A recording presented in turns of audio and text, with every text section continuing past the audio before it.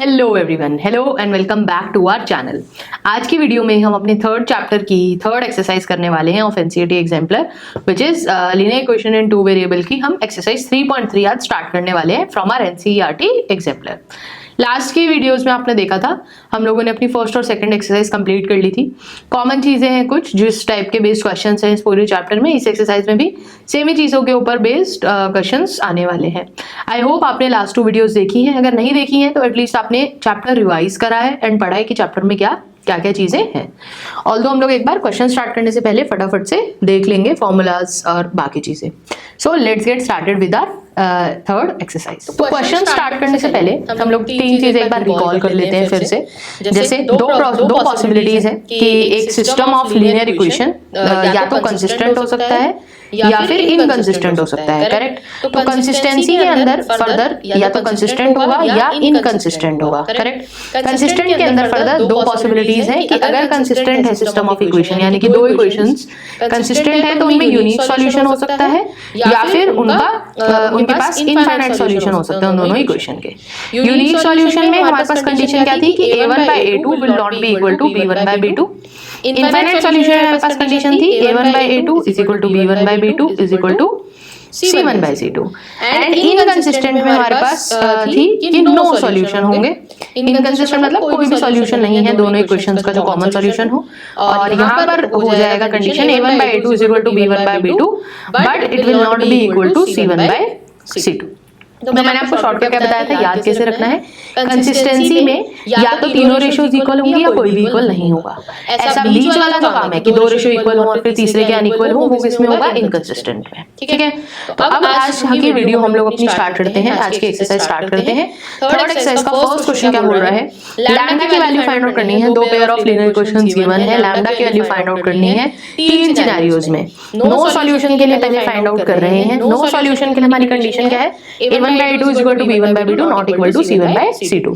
अच्छा, c और c1 c2 a1 a2 ये सब आई होप याद होगा कि अगर फर्स्ट इक्वेशन है a1x, a1 क्या होता है x का कोफिशिएंट, b1 होता है y का coefficient plus c is equal to 0। दूसरी इक्वेशन होगी a2x plus b2y plus c is equal to 0, sorry c1 c2। ये c लेना याद रखना, मतलब c इसी साइड होगा x और y वाली साइड पे ही। मोस्ट ऑफ द टाइम 0 की जगह क्या गिवन होता है, जैसे मान लो 3 गिवन है, अगर यहाँ पे कोई टर्म है नहीं तो c1 को हम 3 ले लेते हैं। बहुत मोस्ट कॉमन मिस्टेक है, तो ये काम नहीं करना है, ठीक है। c की वैल्यू नेगेटिव लेनी है। अगर जैसे यहाँ पर c1 की वैल्यू माइनस लैम्डा स्क्वायर होगी, नॉट लैम्डा स्क्वायर, ठीक है। तो स्टार्ट करते हैं नो सॉल्यूशन में। तो रेशियो क्या बनेगी, मतलब हमारी कंडीशन क्या बनेगी नो सॉल्यूशन के लिए, यहाँ पर लिखते हैं कि λ/1 is equal to 1/λ not equal to minus lambda square by -1। तो यहाँ से ये वाला पहले 2 टर्म्स यूज करोगे तो क्या बनेगा, lambda square is equal to 1 या फिर lambda square -1 is equal to 0। तो lambda -1 into lambda +1 is equal to 0। तो लैम्डा की 2 वैल्यूज है -1 एंड +1। बट अगर आप दूसरी वैल्यू यूज करोगे तो अगर लैम्डा की वैल्यू -1 हो, अगर आप ये चीज यूज करोगे इसके अंदर अगर पुट करोगे, अगर लैम्डा -1 है तो ये रेशियो कितने आ जाए, ये कितना आ जाएगा, मतलब आपका बेसिकली नॉट इक्वल टू वाली कंडीशन भी मीट होनी चाहिए। तो λ/1 not equal to minus lambda square by -1, ये कैंसिल हुआ। एक लैम्डा से lambda should not be equal to 1, ठीक है। तो आंसर क्या होगा, lambda should be equal to -1। अगर लैम्डा की वैल्यू 1 हो जाएगी, अगर लैम्डा की वैल्यू 1 हो जाएगी तो सिस्टम के कैसे होंगे, इनफाइनाइट सॉल्यूशंस हो जाएंगे, ठीक है। सेकंड पार्ट देखो इनफाइनाइट सॉल्यूशन का ही है, दोबारा से भी कर सकते हैं। इनफाइनाइट सॉल्यूशन में क्या होता है, ये जो तीसरी रेशियो हमने नॉट इक्वल टू ली थी, यहाँ पर अब इक्वल टू साइन लग जाएगा। इक्वल टू साइन अगर लगेगा तो एक इक्वेशन यहाँ से आई थी लैम्डा की 2 वैल्यू, एक बार जब आप इन दोनों को इक्वेट करोगे तो आएगी। तो इक्वेशन जब आप सॉल्व करोगे तो कुछ ऐसा आएगा, λ/1 is equal to lambda square by 1। तो lambda into lambda -1 is equal to 0 और लैम्डा 0 हो नहीं सकता, तो लैम्डा की वैल्यू कितनी होगी, +1। फिर यूनिक सॉल्यूशन के केस में क्या था कि आपकी कोई भी रेशियो इक्वल नहीं होगी, यानी कि lambda square should not be equal to 1, मतलब λ/1 should not be equal to 1/λ। तो lambda square should not be equal to 1, so lambda should not be equal to ±1। ऐसे ये चीज आपको पहले 2 पार्ट से भी दिख गई है। -1 होगा तो नो सॉल्यूशन है, +1 होगा तो इनफाइनाइट सॉल्यूशन है। -1 और +1 के अलावा कोई भी और वैल्यू होगी तो यूनिक सॉल्यूशन हो जाएगा, should not be equal to ±1। Second part में क्या पूछा है, for which values of k will the pair of equations have no solution. No solution के लिए अगेन कंडीशन क्या है कि a1/a2 is equal to b1/b2 not equal to c1/c2। तो रेशियो क्या बनेगी, k/12 is equal to 3/k not equal to minus of k minus 3 by minus of k। तो जब आप ये दोनों चीजें यूज करोगे तो यहाँ से आएगी k की value k² is equal to 12 3 36, k is equal to k is equal to plus minus 6। But k की वैल्यू डायरेक्ट प्लस 6 और माइनस 6 लिख के नहीं आ जाना है, क्यों, क्योंकि नॉट इक्वल टू वाली कंडीशन भी सेटिस्फाई होनी चाहिए, k की वैल्यू उस हिसाब से सिलेक्ट करनी है। तो जब आप ये दोनों टर्म्स लोगे अब कि 3/k is not equal to minus से माइनस कैंसिल हो गया, 3k should not be equal to k into k minus 3। जब आप इसको सॉल्व करोगे तो यहाँ से आपकी क्वेश्चन क्या बनेगी, k into 6 minus k is not equal to 0। इसका मतलब k should not be equal to 0 and k should not be equal to 6। तो k की वैल्यू क्योंकि 6 नहीं होनी चाहिए, इससे आया था प्लस माइनस 6 हो नहीं सकती, तो k की वैल्यू कितनी होनी चाहिए, minus 6 only. k is equal to minus 6 will be the only solution to have, और मतलब k is equal to minus 6 will be our only answer, plus 6 मत लिख देना, ठीक है। चेक करना बहुत इंपॉर्टेंट है इन टाइप के क्वेश्चंस में, क्योंकि पहली इंस्टेंट क्या कहेगी आपकी कि प्लस माइनस 6 निकाला, दोनों चीजें लिखाओ, बट प्लस 6 पे गलत हो जाएगी चीज, ठीक है। थर्ड क्वेश्चन क्या बोल रहा है, for which values of a and b will the following pair of linear equations have infinitely many solution। Infinite solution में क्या होता है, तीनों रेशियोज इक्वल होंगी। तो वैल्यू पुट कर देते हैं, 1/a minus b is equal to 2/a plus b is equal to minus 1/a plus b minus 2। Minus से माइनस कैंसिल हुआ। पहले ये दोनों टर्म्स लेते हैं, पहले वाले दोनों पार्ट्स लोगे तो यहाँ से ये इक्वेशन जब सॉल्व करोगे तो आएगा a is equal to 3b। फिर जब बाकी सेकंड और थर्ड टर्म को इक्वेट करोगे, ये वाले दोनों टर्म्स लोगे तो यहाँ से इक्वेशन आएगी a plus b is equal to 4। दो अननोन है और दो इक्वेशन है, डायरेक्टली सब्स्टिट्यूट कर सकते हो, इज इक्वल टू 3b, तो 4b is equal to 4, b is equal to 1 आ गया और a इज इक्वल टू 3 आ गया। a और b की वैल्यू आ गई इनफाइनाइटली मेनी सॉल्यूशंस के लिए, a की वैल्यू 3 होनी चाहिए, b की वैल्यू 1 होनी चाहिए, ठीक है। नेक्स्ट क्वेश्चन नंबर 4 क्या बोल रहा है, find the values of values of p in 1 to 4 and p and q इन 5, मतलब 5 पार्ट्स हैं, कंडीशन गिवन है हर पार्ट के लिए, ठीक है। p की वैल्यू निकाल लिया, लास्ट पार्ट में p और q दो उन्होंने उनकी निकाल ली है। पहले में क्या बोला है, दो लाइंस आपको गिवन है, दो इक्वेशन गिवन है, क्या बोला है, the lines represented by these equations are parallel. Line parallel कब होती है, जब उनका कोई भी सॉल्यूशन ना हो, करेक्ट। लाइन पैरेलल कब होगी, जब कोई सॉल्यूशन होने का मतलब है कि लाइन मीट करनी, पैरेलल लाइन कभी मीट नहीं करती तो नो सॉल्यूशन। तो नो सॉल्यूशन के लिए कंडीशन क्या होती है, a1/a2 is equal to b1/b2 should not be equal to c1/c2, correct. तो 3/6 is equal to -1/-2 not equal to -5/-p। तो जब अगेन आप पहले दो टर्म्स लोगे तो पहले दो टर्म्स यूज करोगे तो आपकी वैल्यू आ जाएगी, अच्छा पहले दो टर्म्स में तो p की वैल्यू है ही नहीं, ये आ गया, रेशो सैटिस्फाई हो रही है, 1/2 इज इक्वल टू 1/2, p की वैल्यू फाइंड आउट करनी है 5/p, ये यूज करो, p should not be equal to 10, यानी कि पूरा नंबर सिस्टम आप ले सकते हो, बस p की वैल्यू 10 के अलावा सारी p की वैल्यू सैटिस्फाई कर जाएंगी, ठीक है। सेकंड पार्ट में क्या बोला है, pair of equations has no solution. No solution के केस में पहले दो रेशियोज इक्वल होनी चाहिए, मतलब a1/a2 is equal to b1/b2 but it should not be equal to c1/c2, correct. तो क्या बनेगा, -1/p is equal to p by -1 not equal to -1/-1, -1/-1 तो 1 होगा और ये हो गया +1 इज इक्वल टू p², तो p इक्वल टू +-1, करेक्ट। तो ये हो गया p is equal to +-1 and यहाँ से एक और वैल्यू क्या आ रही है, p should not be equal to, ये वाली चीज अगर देखोगे -1, करेक्ट। तो p -1 होना चाहिए, p की वैल्यू पहले पार्ट से पहले दो टर्म्स के +-1 आई, तो p की ओनली पॉसिबल वैल्यू क्या है, 1, ठीक है। तो आंसर क्या हो जाएगा, p is equal to 1। Similar जैसा भी हमने ऊपर क्वेश्चन किया था उसके जैसा बन रहा है इस पार्ट में भी सिचुएशन। नेक्स्ट में क्या बोला है, lines represented are intersecting at a unique point. Intersecting at a unique point मतलब एक ही कॉमन सॉल्यूशन होगा, यूनिक सॉल्यूशन। यूनिक सॉल्यूशन के केस में हमारी कोई भी रेशियो इक्वल नहीं होगी, तो a1/a2 is not equal to b1/b2, correct. तो यहाँ से क्या आया, p should not be equal to 9/10, ये आ गया आपके। तो p की सारी वैल्यू सैटिस्फाई करेंगे 9/10 के अलावा, यानी कि 0.9 के अलावा कोई भी वैल्यू रख लो p की, इक्वेशंस के यूनिक सॉल्यूशन मिल जाएंगे। नेक्स्ट फोर्थ में क्या बोला है, हैज यूनिक सॉल्यूशन। यूनिक में अगेन कंडीशन क्या है कि कोई भी रेशियो इक्वल नहीं होनी चाहिए। तो यहाँ पर क्या हो जाएगा, 2/p is not equal to 3/-6, तो p should not be equal to -4। Again -4 के अलावा सारी वैल्यू सेटिस्फाई हो जाएगी। फिफ्थ में क्या करना, दो अननोन है p और q। क्या बोला है, इनफाइनाइटली मेनी सॉल्यूशंस होने चाहिए। इनफाइनाइटली मेनी सॉल्यूशन मतलब कोइंसिडेंट लाइन, कोइंसिडेंट मतलब इनफाइनाइट सॉल्यूशंस में तीनों रेशियोज इक्वल हो जाएंगी। तो 2/2p is equal to 3/p plus q is equal to -7/-28। देखो ये हो गया 7 4 28, 1/4। तो एक बार फर्स्ट और थर्ड टर्म को इक्वेट करो तो आपको p की वैल्यू मिल गई 4, p की वैल्यू 4 सेकंड टर्म में रखो, सेकंड और थर्ड टर्म को इक्वेट करो तो 3/4 plus q is equal to 1/4। 12 is equal to 4 plus q, q की वैल्यू कितनी आई, 8। करेक्ट, p की वैल्यू आ गई 4, q की वैल्यू आ गई 8। ये हो गया question number 4। Next question number 5 पे चलते हैं। क्वेश्चन नंबर 5 क्या बोल रहा है, two straight paths represented by, दो इक्वेशन गिवन है। क्या बोला है, check whether the paths cross each other और नॉट। क्रॉस ईच अदर अगर पैरेलल होंगे तो क्रॉस नहीं करेंगे, तो पैरेलल लाइन की हमें कंडीशन पता है। तो क्या करो, रेशियोज लेके देखो। a1/a2 जब आप निकालोगे इस सिनेरियो में, a1/a2 कितना आ जाएगा, 1/-2।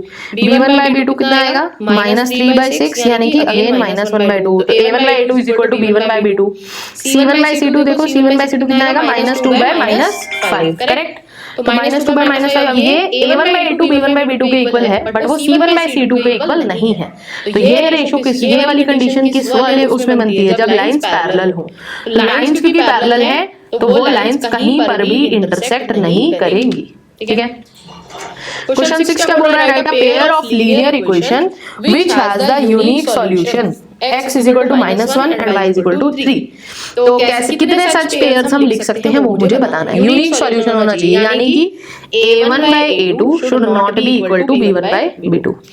जनरल इक्वेशन, जनरल फॉर्म क्या होती है इक्वेशन की, a1x plus b1y plus c1 is equal to 0 and a2x plus b2y plus c2 is equal to 0। Correct, अब x और y की वैल्यू हम सब्स्टिट्यूट कर सकते हैं। तो a1 इंटू -1 मतलब -a1 plus 3b1 plus c1 is equal to 0।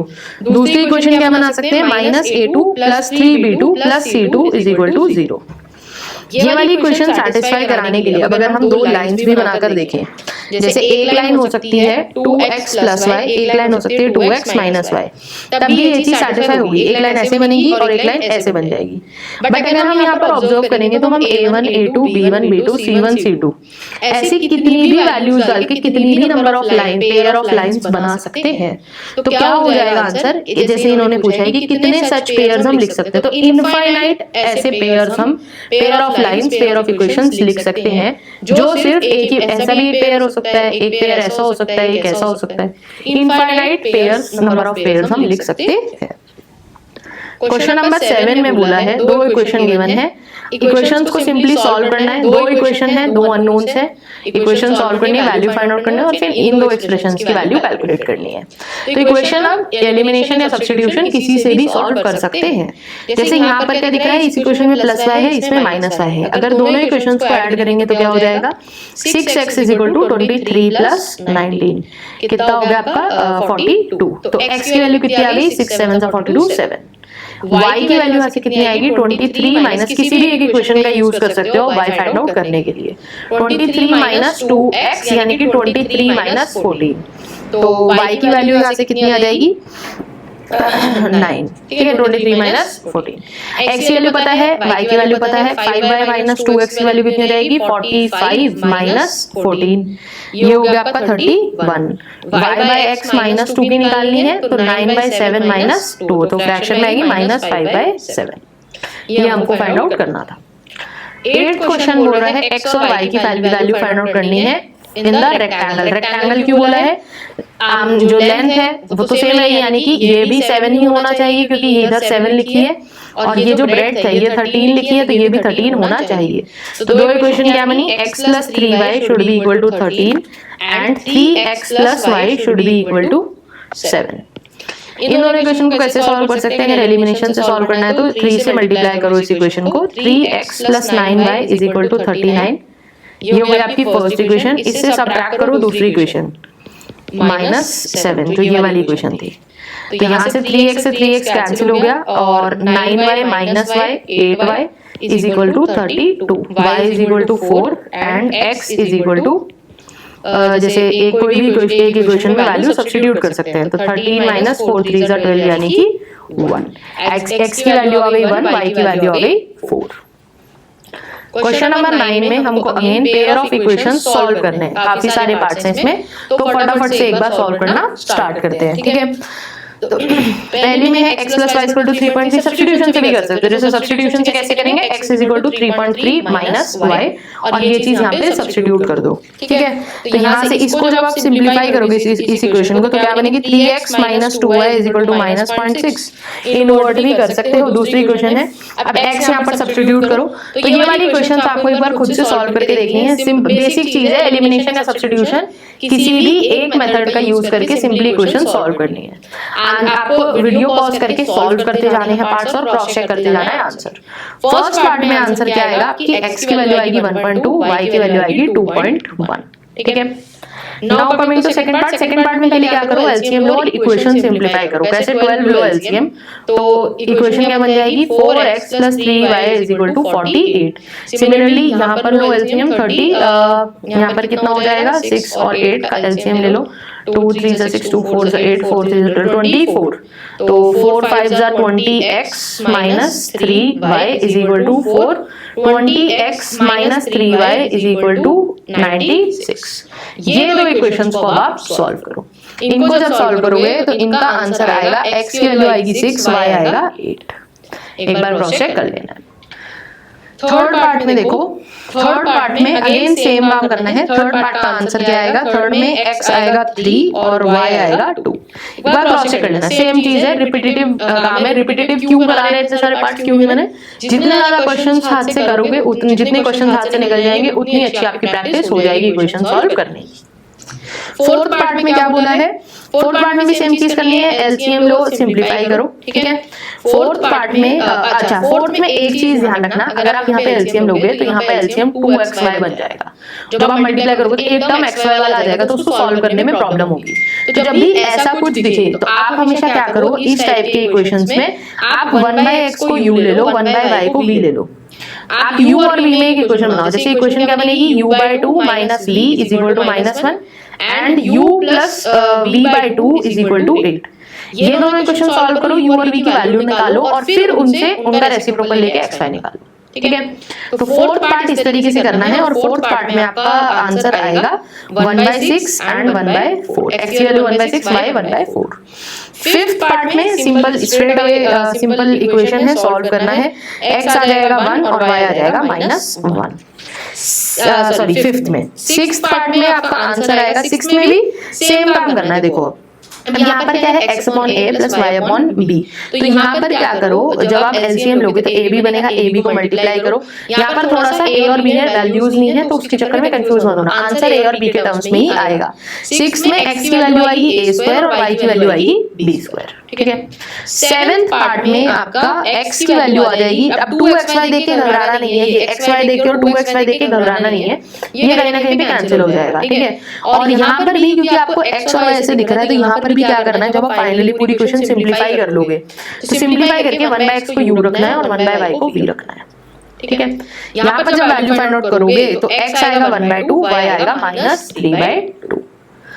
तो this was our 9th question. Now coming to question number 10। दो इक्वेशन गिवन है, लैम्डा फाइंड आउट करना है आपको। अगर y is equal to lambda x plus 5, मतलब simply दोनों equation को सॉल्व करो, x और y की वैल्यू फाइंड आउट करो। तो पहले फ्रैक्शन सिंपलीफाई करो, फ्रैक्शन सिंपलीफाई करोगे तो दो इक्वेशंस क्या बनेगी, x plus 2y is equal to 10 and 3x plus 4y is equal to 360। ये बनेंगी आपकी दो इक्वेशन। इनको जब आप सॉल्व करोगे तो आपकी x की वैल्यू आएगी 340 और y की वैल्यू आएगी -165। चेक कर लेना एक बार निकाल के। y आपको लैम्डा की वैल्यू पूछी है, y की वैल्यू गिवन है, तो लैम्डा की वैल्यू कितनी हो जाएगी, y माइनस 5/x। तो -165 माइनस 5/340 -170/340 यानी कि -1/2 आ जाएगी आपकी लैम्डा की वैल्यू, ठीक है। क्वेश्चन नंबर 11 देखो, इंटरेस्टिंग क्वेश्चन है क्योंकि ग्राफिकल मेथड से अब बताना है। ठीक है। एक तो इस वाली एक्सरसाइज में हमारे 22 क्वेश्चन है, काफी बड़ी एक्सरसाइज है, सो दैट आप लोगों को भी धीरे धीरे सारी चीजें समझ में आए, तो इसलिए ये वाली एक्सरसाइज हम 2 वीडियोस में करेंगे। आज की वीडियो में हम सिर्फ क्वेश्चन नंबर 11 तक ही करेंगे, नेक्स्ट वीडियो में हम क्वेश्चन नंबर 12 से अपना वापस स्टार्ट करेंगे, 12 to 22 नेक्स्ट वीडियो में करेंगे, ठीक है। तो 11th question is going to be our last question for today. 11th में करना क्या है, ग्राफिकल मेथड से फाइंड आउट करना है कि ये वाले पेयर ऑफ लीनियर इक्वेशन जो गिवन है 3 पार्ट्स, वो कंसिस्टेंट है या नहीं। अगर वो कंसिस्टेंट है तो हमें उनको सॉल्व करके दिखाना है। तो ग्राफिकल मेथड से देखो सॉल्व कैसे होते हैं। आपको पहले ग्राफ बनाना है दोनों इक्वेशन का। ग्राफ कैसे बनाना है, एक्स और वाई की कुछ कुछ पॉइंट्स लेके देखो, ठीक है। और दूसरा काम करना क्या कर सकते हो, दोनों इक्वेशन को पहले सॉल्व करके देख लो। अगर एक्स और वाई की कोई यूनिक वैल्यू आ रही है, मतलब एक ही पॉइंट पे इंटरसेक्ट करेंगे, कैसे भी कर सकते हो, ठीक है। या रेशियो निकाल के भी पहले देख सकते हो कि कंसिस्टेंट है या नहीं है, ठीक है। जैसे जब आप यहाँ पर रेशियो निकालोगे तो a1/a2 आपका आएगा 3/6, 3/6 यानी 1/2। b1/b2 निकालोगे तो वो आएगा -1/2। a1/a2 b1/b2 के ही इक्वल नहीं है, तो क्या होगा, कंसिस्टेंट तो होंगी क्योंकि यूनिक सॉल्यूशन होगा, करेक्ट। यूनिक सॉल्यूशन मतलब एक जगह पे इंटरसेक्ट कर रही होंगी। तो क्या करो, पॉइंट्स प्लॉट करो पहले, मतलब पॉइंट्स लो, x की वैल्यू लो 0, -1 और -2 पहले इक्वेशन के लिए। तो इन इस पहली इक्वेशन के लिए ले रहे हो, इस x की वैल्यू के कॉरेस्पॉन्डिंग y की कुछ वैल्यू जाएंगी। y की वैल्यू जब x 0 है -4, फिर -1 और फिर 2। 3 पॉइंट्स आ गए। 3 पॉइंट से इस इक्वेशन को प्लॉट करो। इक्वेशन कुछ इस तरीके से आपकी प्लॉट होगी, ठीक है। फिर इस वाली इक्वेशन के लिए अगेन 3 पॉइंट्स लो, क्या क्या लो, x की वैल्यू लो -1, 0 और 1। इन वैल्यूज के कॉरेस्पॉन्डिंग x की y की कुछ वैल्यूज आएंगी -1, 2 और 5। इन 3 पॉइंट से ये वाली इक्वेशन प्लॉट करो। आप देखो एक कॉमन पॉइंट आपको दिख जाएगा। कॉमन पॉइंट क्या है, -1, -1 और -1, -1। यही है एक यूनिक सॉल्यूशन। दूसरी इक्वेशन जब आप प्लॉट करोगे तो वो इक्वेशन ऐसे, वो लाइन ऐसे दिखेगी। आप देख रहे हो ये एक पॉइंट पे ही इंटरसेक्ट कर रही है, सिर्फ इधर बड़ी, अगर एक बार आपको ग्राफ बना के दिखाऊं, ऐसे और ऐसे, ये दोनों लाइंस, ये दोनों ग्राफ सिर्फ लाइंस, स्ट्रेट लाइंस एक ही पॉइंट पे इंटरसेक्ट कर रही है। ये पॉइंट कौन सा पॉइंट होगा, -1, -1। This is the unique solution. इस तरीके से आपको ग्राफिकल मेथड से बनाकर दिखाना पड़ेगा, ठीक है। पार्ट 2 में देखो सेम चीज करनी है। पार्ट 2 में पहले आप रेशियो निकालो। रेशियो निकालोगे तो यहाँ पे क्या आएगा, a1/a2 की वैल्यू आ गई 1/3, b1/b2 की वैल्यू आ गई -2/6, फिर से 1/3, और c1/c2 आ जाएगा -6/0। तो इनफिनिट, मतलब a1/a2 is equal to b1/b2 but not equal to c1/c2। ये किस सिनेरियो में है, नो सॉल्यूशन, यानी कि कंसिस्टेंट नहीं होंगी, इनकंसिस्टेंट है। इनकंसिस्टेंट अगर है तो ग्राफ बनाने से तो कुछ होगा नहीं, तो ग्राफ बनाने की जरूरत आपको आइडियली यहाँ पर है नहीं, क्योंकि लाइंस पैरेलल आएंगी। बनाना चाहो तो बना भी सकते हो, अगेन 3 पॉइंट्स लेकर। थर्ड पार्ट में देखो, थर्ड पार्ट के लिए सेम काम करो। रेशियो लो, a1/a2 आएगा आपका 1/3, b1/b2 अगेन आपका आएगा 1/3, c1/c2 यहाँ पर आ जाएगा -3/-9, माइनस से माइनस का 1/3। a1/a2 is equal to b1/b2 is equal to c1/c2। तीनों रेशियोज इक्वल कब होती हैं, इनफाइनाइटली मेनी सॉल्यूशंस के केस में, यानी कि एक ही लाइन होगी, मतलब कंसिस्टेंट होंगी और कोइंसिडेंट लाइंस होंगी। सॉल्यूशन इक्वेशंस कंसिस्टेंट है और कोइंसिडेंट लाइंस होंगी। तो क्या करो, पॉइंट्स प्लॉट करो। x की वैल्यू लो 0 और 3, y की वैल्यू आएगी 3 और 0। सिमिलरली पहली लाइन के लिए लो। सिमिलरली दूसरी लाइन के लिए भी जब आप अगर सेम पॉइंट्स लोगे, दूसरी लाइन के लिए पॉइंट्स क्या लो, ये लाइन, ये पॉइंट्स लो पहली लाइन के लिए। दूसरी लाइन के लिए पॉइंट्स लो, x is equal to 0, 1, 3, y आएगा 3, 2 एंड 0। जब आप लाइंस प्लॉट करोगे तो एक ही लाइन दिखेगी, ये आपको ऐसे कॉमन आएंगे। देखो सारे पॉइंट्स, ये 0,3, 0,3 यहाँ पे, 3,0, 3,0 यहाँ पे। कोइंसिडेंट लाइंस बनाकर दिखा देनी है ग्राफ के ऊपर। So this was all about our today's video. आज की वीडियो में हमने अपने फर्स्ट 11 क्वेश्चंस किए हैं ऑफ एक्सरसाइज 3.3। नेक्स्ट वीडियो में हम लोग 12th क्वेश्चन से कंटिन्यू करेंगे। 12 से लेकर 22 क्वेश्चन से एक्सरसाइज में टोटल 22 क्वेश्चन तक करेंगे। आई होप इस वीडियो से आपको एक अच्छी प्रैक्टिस मिली होगी। एंड अगर आपको थोड़ा सा भी लेस कॉन्फिडेंट फील हो रहा था इस चैप्टर में, तो क्वेश्चंस करने के बाद थोड़ा और ज्यादा कॉन्फिडेंट फील हो रहा होगा। So if you found this content helpful, then do like, share and subscribe to our channel. Thank you so much for watching the video. See you in the next video.